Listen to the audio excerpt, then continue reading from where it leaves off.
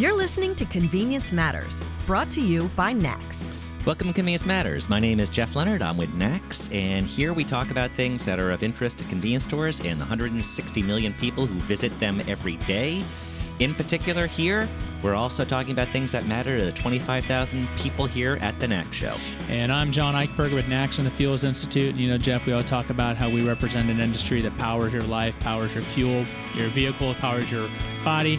And this week, we're going to be taking advantage of the largest collection of convenience retail experts in the world at the NACS show. We're going to be talking to guests. We're going to be talking to experts. We're going to have a series of guest hosts. And it's going to be a great time. So let's take a listen to what the attendees at this year's NACS show had to say. This is Donovan Woods here live at the NACS show. And I'm here with our partners, PEI, Petroleum Equipment Institute. And we have Rick Long. We also have Craig Hoyer and Robert Peavy here with us. So guys, thank you for doing this. We appreciate you making the time when I know that this is also your show, so you're quite busy as well. We appreciate the opportunity. Thanks, Donovan. Absolutely, Rick. And now, why don't you tell us a little bit about the relationships of those who don't know about the NACS show and then PEI at the same time. If you want to just brief them, and then that'll help. Please. Hey, happy to do that.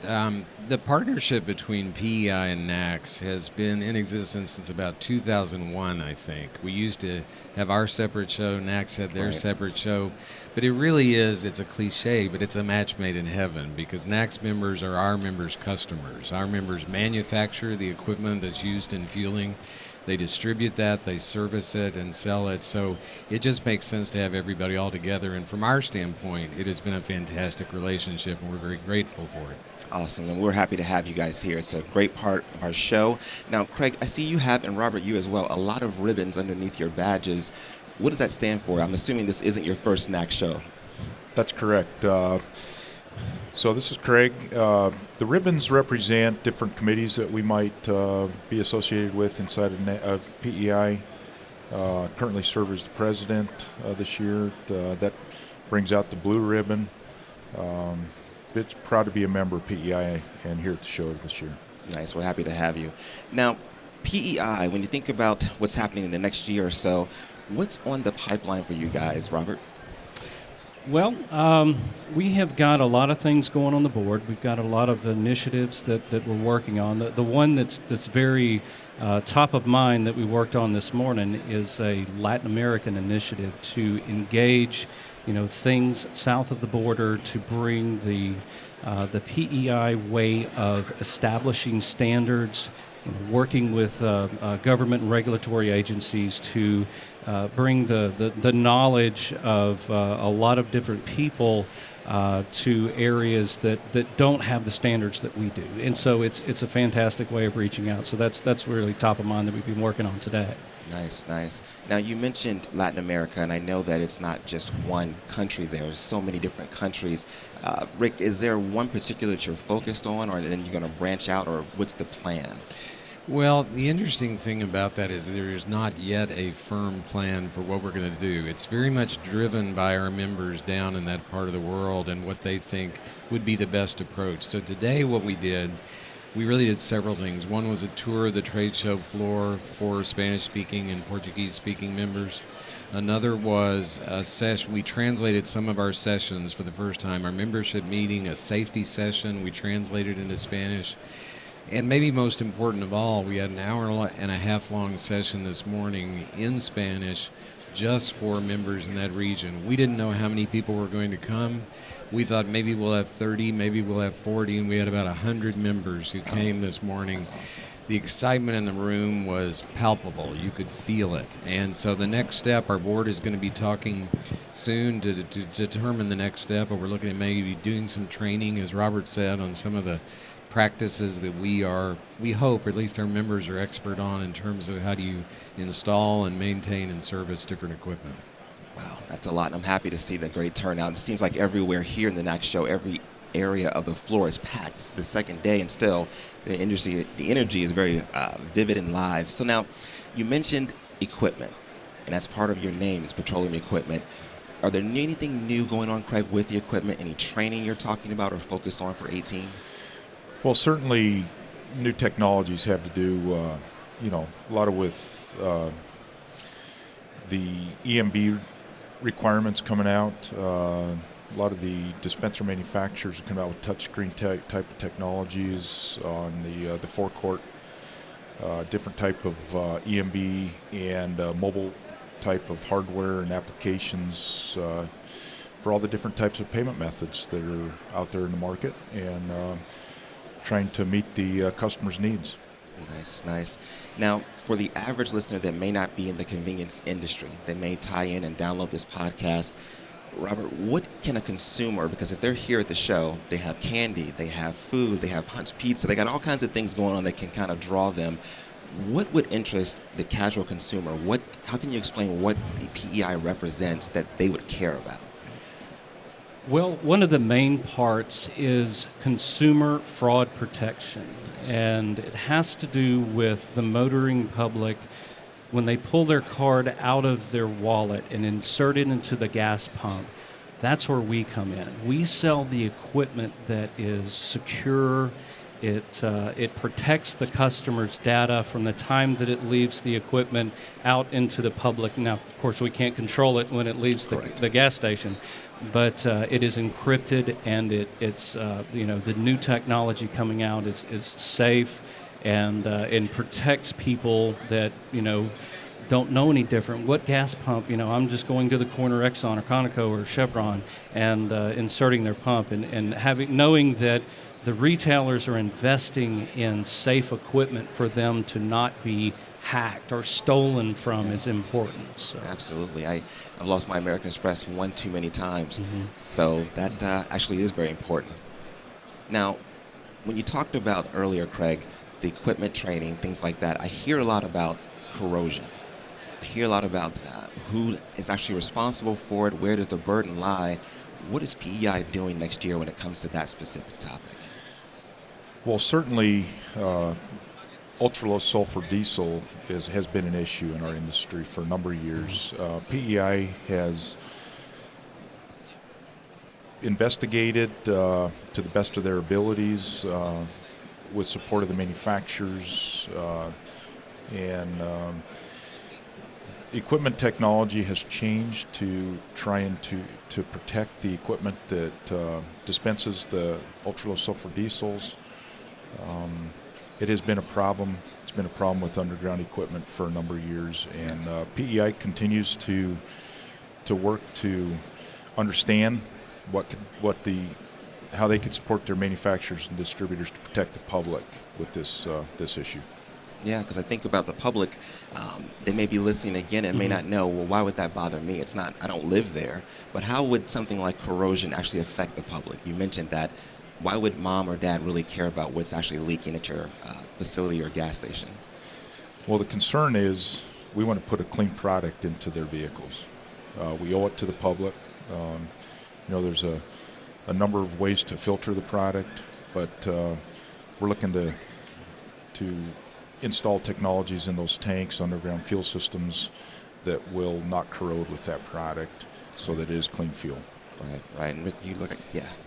At an extreme level, too, corrosion can also impact the environmental aspects of the system. So if the corrosion is severe, it can lead to a leak underground. And certainly in our society today, that's a more important issue as it should be, to make sure that we are not only protecting the consumers personally, but also just protecting our environment. So it's a major thing. And the research goes on. The answers are not always clear, not yet clear, but we're sure working on it. We're in partnership with some other associations funding additional research to try to figure out not only what is causing it, but what we can do about it. Yeah, you mentioned protecting the environment, which is protecting our neighbors, so that affects our consumers. So PEI also, as NACS tries to do, really cares about the consumer and really cares about the neighborhoods where their stores are and trying to be a part of that neighborhood. And when you think about a neighborhood or just trying to help, it comes to mind as a foundation or trying to help a particular cause. Now, does PEI have anything like that, any types of foundations that can help their local neighborhoods? PEI has developed a PEI Foundation for Hurricane Relief Fund, and we had a number of PEI member companies and employees that were affected by the hurricanes, Texas, Florida, We're reaching out to Puerto Rico. Nice. And PEI has opened up a campaign members can contribute, and it's going to operate through PEI as a relief fund. And it's currently in process right now. Nice. And is that foundation, who contributes to that? PEI Any members. PEI member can contribute to that. Any PEI member company has the ability to contribute through that program. It's been approved by the board. Nice. And we've got a number of applicants that have been submitted back, people that have been affected that could certainly use a hand. Nice, nice. And Robert, what actually would happen? 'Cause a lot of times you watch television and it says, well, if you donate here, it'll get to the people. They don't really know where it goes once you put the phone down. When someone donates foundation money to the foundation, or just money to the foundation, where does it go from there? Well, Or how can our consumers actually get the benefit from it? Well, this is a PEI Foundation. That contribution or that matching program was designed specifically for PEI members, so it's really not something that the public could access unless they were a PEI member. Okay. So now, if I am a PEI member and I have been affected, has that actually happened before? Has anyone ever taken advantage of that? Advantage of a donation program like Correct, this? correct. No, this is unprecedented, I believe. The first time we have done it, Wow. and we talked in some detail before we launched it, because disasters happen all the time, Yeah. and we're not necessarily in the disaster relief business, if you will, but the scale of these events this year with Harvey and Irma and ultimately Maria was just staggering. And we had a number of members reach out to us and say, there's got to be something we can do for our members who are affected by that. The foundation previously had been used to provide college scholarships for individuals who wanted to go into either distribution or the fuel equipment business. And so we've been doing that for, I think 7 or 8 years, something like that, providing scholarships every year to college students, and it's been great. We have some wonderful stories from that. But given the magnitude of what happened with the hurricanes, we just felt like there was more that we could do, and it's really gratifying to see that we're going to be able to help some people. Every dollar that has come in is going to go back out. We're not deducting anything for administrative expenses or anything like that. Every dollar that we raise is going to the families who are affected. Very nice. So now I know one more thing I wanted to touch base on before we wrapped up our session here was there's an outgoing president, there's a new incoming president. I'm not sure exactly who that is. Our listeners can't see, so Sure. why don't one of you, is that Robert, you want to explain what's happening? Sure. So Craig is the outgoing president. He's been serving in that capacity, and he's been on a track for the presidency, starting with the treasurer, then vice president, and now president. And I am right behind him, following in his footsteps and learning from his leadership on how to be president of PEI.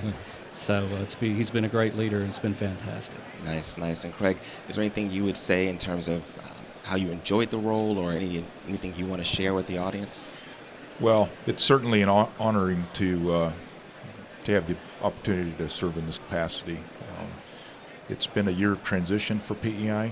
Rick Long came in and currently serves as our Executive Vice President and General Counsel. I'm proud to have worked with Rick. He's the right man for the job. I'm proud of his staff. It's a once-in-a-lifetime opportunity, and I would encourage anybody that has the opportunity to grasp it, enjoy Nice. it, and then pass the baton to the next guy. Nice, very nice. You know, actually, I do know Rick from working with NACS, and he is a pretty good guy. And I'll say We think so. Yes, yeah. He actually helps out even more so. You guys mentioned the foundation, but actually this year PEI is one of the Fuels Institute's contributors to our university case competition. Each year we have students from across the country try to talk about the future of fuel, future of technologies actually with vehicles.